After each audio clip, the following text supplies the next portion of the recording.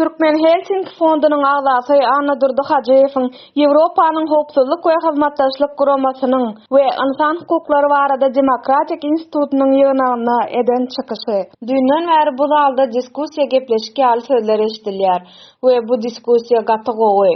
Şeýle hem bu konferensiýa Türkmenistanyň resmi wekilleriniň gatnaşmagy gowzat.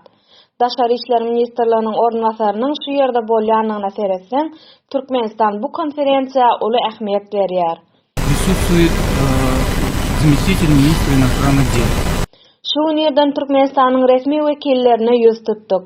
Türkmenistanyna adam hukuklarynyň giň toporuna ara alyp maslahatlaşmak isledik. Muňa biz şeýle jogap eşitdik.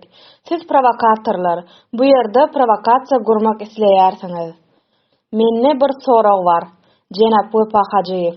Provokasiýa sözi bilen näme diýmek isleýärsiňiz we bu ýerde provokatorlar kimler? Что вы понимаете под словом провокация и кто здесь провокатор? Iki hepdeň Aşgabatyň we etraplaryň silawiklary meniň garnaşlarymy pasport bilen çağıryp başlady we olary hasaba alyp başlady. Şol sanna çağalary. Bu haýsy maksat bilen edilýär we näme üçin? Hem meni ahyrına çenni ýok etmek isleýäňizmi? Всех до конца истребить? Näme, hukuk goraýjy edaralar eýam statistiki işler bilen meşgullanyp başladylarmy? Näme üçin garnaşlara haýsy telefondan jaň edýärin diýip gyzyklanýarsyňyz?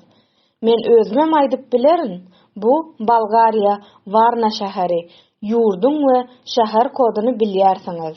Häkimete gelenden soň syýasy erk görkezmek, geçen ýyllaryň repressiýalarynyň bardygyny boýuna almak, öňkü rejime baha bermek we jogapkärleri ýazgyrmak islemedi.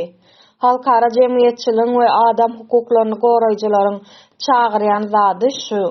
1995-nji ýylda demonstrasiýaga gatnaşanlar, 2002-nji ýylyň noýabr aýyna bolup geçen wakalara gatnaşanlar, 2006-njy ýyllaky jurnalistler we adam hukuklaryny goraýjylar henüýem reabilitasiýa edilmedi.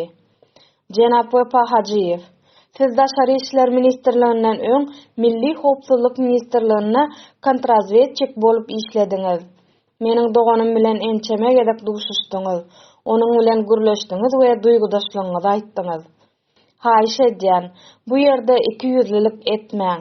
Şu ýerde kim hakykaty aýdýar we kim hakykaty aýtmaýar. Давайте не будем здесь лицемерить и говорить, кто говорит правду, а кто говорит неправду. İnsan Hukuklary Institutunyň müdiriniň şu ýerde bolmagy gatygowy zat. Soraw beresim gelýär. Siz türmäň soňkede kaçan baryp gördüňiz? Bu türmelerdäki tutsaglar barada näme habar berdiňiz? Syýasat gadagançylygynyň sanawyny iň soňkede kaçan seretdiňiz? Meşhur halkara goranyş guramalary soňkede kaçan Türkmenistana geldi? Gödöçilik we şoňa meňzeş işler edip bildi.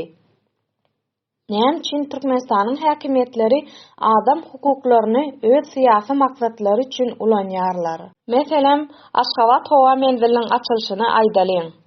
Şol çäre çağalar bilen birlikde köp adam ýygnaldy. Näme üçin? Bu adam hukuklarynyň bozulmagy üçin kim jogapkär bolar? И кто будет отвечать за права этих людей? Näme üçin Demokratiýa institutu dymýar?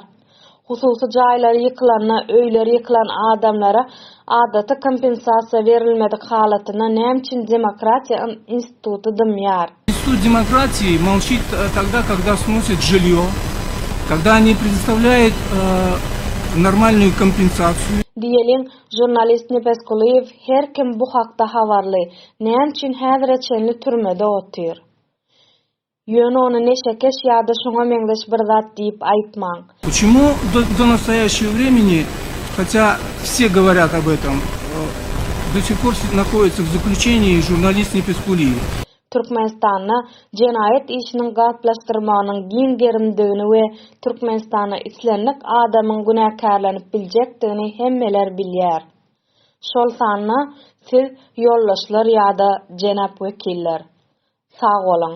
И так далее, и так далее. Всем известно, что фабрикация дел Туркменистана налажена, поставлена на большой поток, и обвинить могут любого, в том числе и вас, товарищи делегаты,